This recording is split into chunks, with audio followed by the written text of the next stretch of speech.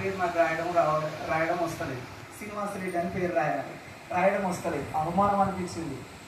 బాబు నువ్వు పెద్దలు అయిపోయినావు, నేను అమ్మ నాన్నని కలుపు అని చెప్పేసి కొందరు అన్న మాటలు వినబడుతున్నాయి.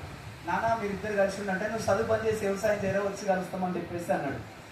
సరే అని చెప్పేసి అప్పటికి కూడా 4 సార్లు వస్తారు. ఎన్నోసార్లు ఫెయిల్ అవ్వకుంటూ వచ్చిన, 6వ తరగతి కూడా 4 సార్లు ఫెయిల్ అవ్వకుంటూ వచ్చిన.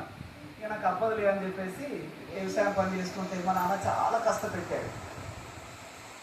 ఇక్కడున్న సొప్పం తీసి ఇక్కడ పెట్టేది, ఇక్కడున్న చూపుది అక్కడ పెట్టేది, రాత్రి మొదలు మోటార్ కొట్టుకుంటే కష్టపడేది. అవనపర్తిలో కొద్ది భూమి ఉంటే అమ్ముకొచ్చి ఇక్కడ 9 ఎకరాలు 10 ఎకరాలు కొన్నాడు. ఊరికి 5 కిలోమీటర్ల దూరం కొన్నాడు. అక్కడ కళ్ళు నచ్చిందని కొన్నాడు.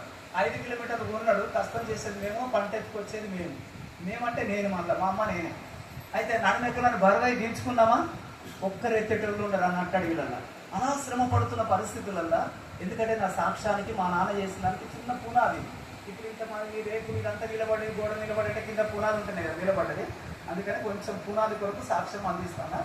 అయితే అలాంటి పరిస్థితులలో అలా కష్టపడుతున్నప్పుడు మా నాన్న తాగుతూ నాకు కొంచెం అలవాటు చేశాడు. సుట్టలు తాగుతూ ఆయన పడేసిపోయిన తర్వాత గంట సుట్టలు ఉండేది వెనుకట. గంట సుట్ట తాగి మళ్ళీ మోట్కాపుతో చూసి ఆ చిన్న ముక్కలు కూడా అందులో పెట్టి 2-3 ముక్కలు అందులో పెట్టి ఆయనతో కూడా తాగేస్తాడు. ఏమో ఆస్తి కొంచెం మిగిలేదు. ఈ కొంచానికి నేను అలవాటు పడ్డాను. మోసలు కొడుతూ అలా తాగుడుకు అలవాటు అయిపోయి ఒక్క దినం కూడా మా నాన్నకి ఎదురుమయ్యాడు. మా నాన్నకి ఎదురాడాడు. నాన్న మీరు భయంకరమైన కష్టాలు పెడుతున్నారు, శ్రమలు పెడుతున్నారు, నేను ఉన్నానని చెప్పేసి అంత ఇక సమస్తం వదిలిపెట్టేసేసి హైదరాబాద్కి వెళ్ళిపోయాను.